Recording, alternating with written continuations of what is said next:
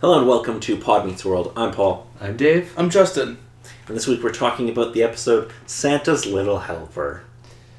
And not the dog from The Simpsons. No. And not the episode later in the series called Santa... there's another one that's got almost identical title. Just adding an S.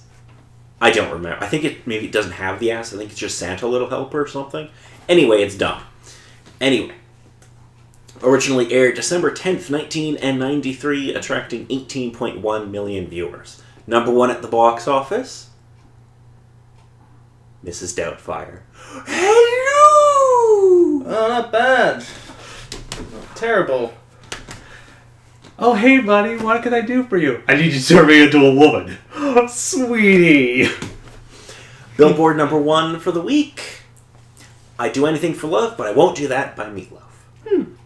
Not Mariah Carey, whatever her name was. How can you not get Mariah Carey right? I guess that you never bothered to do any sort of research into it. No, I'm just making fun of you because I'm making fun of her name by mixing Miley Cyrus with Mariah Carey. Anyway. As Mr. Feeney ends his reading of A Christmas Carol, Corey and Sean make jokes, and Mr. Feeney has Topanga switch seats with Corey. Physically, not psychically. Wait, where's the Grinch in the story? Isn't he supposed to talk with the particular person?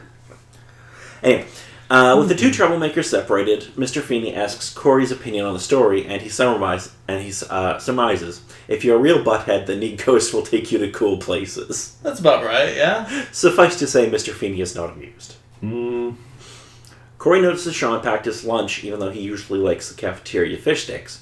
Minkus drops by their table, and Topanga follows soon after. They get into a small debate about the meaning of Christmas, with Corey placing value on gift-giving, and Topanga informing them it's about celebrating the winter solstice. Corey and Sean manage to get Topanga and Minkus to leave so they can brag about the presents they're getting. Corey's particularly excited about a new, authentic NBA basketball. Justin, that's the one where you put it in the hoop. It's good for tall people. It's not for kicking? No. Okay. Okay. I just want to make sure you're on the right sports ball. And you don't hit it with a stick? No. There's no sticks. Very good. Minkus returns one last time to get Sean's $5 donation for the class Christmas gift to Mr. Feeney. Sean lies that he spent it on lunch before quickly leaving. What class gave their teacher a Christmas gift? There's a couple cases where it occasionally happens. What the cost typically sort of comes up is? Also, he got $5 from each student, assuming there's a class of 25 kids. That's $125 in 1993. Now, with the amount of students there, it's only about 12 or so from what it shows in the typical class. Yeah, but average class... Okay, let's say it's an average class of 20 people. That's still $100. In comparison now or around the time? Minkus was pocketing a little cash there. Because what he got Feeney, no way that cost $100 in 1993. Big dictionary? There's no way that cost $100 in 1993. Well, specific kind of dictionary. Yeah, probably not too surprising. Minkus was making a little scratch on the side. It's a con. I'm on to him. Anyway. You think, but Paul, it's Minky. It's him. Do you really think? He was kind of plotting to get some money out of it. Yeah. He's kind of smart. Yeah, and he's using his smarts to get ahead. I have no problem with this. He's just a sociopath. I understand. Minkus. Anyway, Morgan and Amy return from the mall with Morgan upset, thinking she killed Santa Claus. Oh, boy. Why is it that every kid has to go through these sorts of events? Alan finds the whole situation funny, and Amy goes up to check on her daughter. It is pretty funny. Yeah. But it traumatizes the child. True, that makes it even funnier. True, children need those particular moments, but not that. Not with those things. Corey rushes home to check on the newest presents added under the Christmas tree. When he tells his dad he's going to tell Sean, he learns that Sean's dad was laid off from work. Corey's sad that his friend won't get anything for Christmas and resolves to give him one of his own gifts. Well, before seeing if he can get rid of one of Eric's. He's like, I'll give him one of Eric's gifts. How nice. The gift he settles on is the basketball he was excited to get himself. Sean is confused at first, but when he finds that Corey knows about his dad getting laid off, he's embarrassed and upset.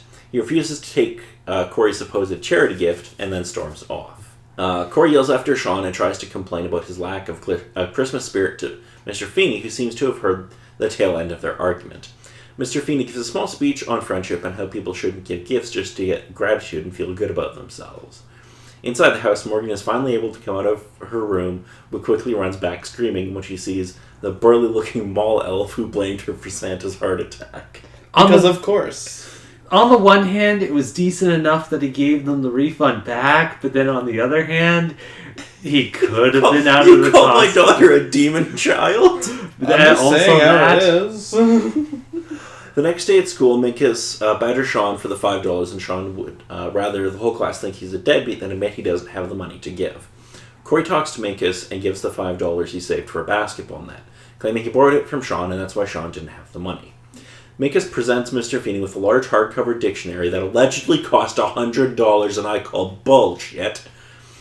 And Sean finds his name is in the card. When he tries to thank Minkus for including him, Minkus reveals that Corey told him, and Sean sincerely wishes him a Merry Christmas.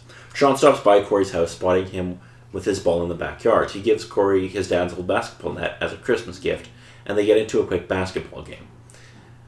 When they come back to Corey's place, Amy invites him to stay, but Sean would rather spend Christmas with his family. She gives him Christmas cookies to take home, and before leaving, Corey asks if he'll be okay. Sean assures him that he will. Hey, I got friends, I can get through anything. A certain gray-haired neighbor comes knocking dressed as Santa Claus and assures Morgan that he was in the hospital because he ate undercooked figgy pudding. Morgan is relieved that she didn't kill Santa, but as her mom grabs her camera to take a picture, she wonders why Santa looks like Mr. Feeney. Gee, I wonder why. Maybe, hey, could you give me some good grades? In the post-credits tag, Morgan sings the Batman version of Jingle Bells while her mom plays the piano. And who taught you that version there, Morgan? Corey. Of course it did.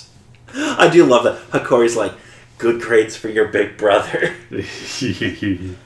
Yes. So what did you all think of this episode? It's good. Teaching the typical lessons at the Christmas. Tis a Christmas special episode, in a way. Rather early in the series, but I mean, whatever, I mean... It's airing in December. You kind of have to do a Christmas episode. Yeah. I suppose. Although it will not be the last episode to air before Christmas, which is kind of weird. So yeah, it's a pretty fun episode. It's nothing amazing. Did either of you have anything else to add? When it comes to it, if you need to get someone out of the room, bargaining always helps. Bribery. How I love that. The minute she opens that door, she's gonna want whatever you promise her. about my nice fancy sweater you always like? Opens the door, shuts it on it. Shuts Shuts it. the door. Wait, hang on a sec.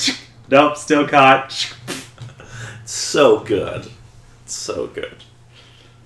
There was one moment, was it this episode where Corey was being all like, oh, what was my line? Was he actually forgetting his line there? No, I'm sure that's scripted. Okay. I'm just wondering, is there any, thing that is, improv or kept in because, they forgot their line somehow? I wouldn't think so. Because it would have been shot in front of, probably, a live studio audience, but they would have just been like, oh, we'll just do another take. Because why would you do that otherwise? Anyway, next week we will be talking about the father-son game. Oh, man. There's going to be softball and stuff. Well, not really. We're not going to see any softball. Sadness. It's implied that there's softball. It is implied there is softball. And Morgan is going to be very hyper after eating a lot of marshmallows. Oh, boy. Young child sugar rushes. I've been up since 6 a.m.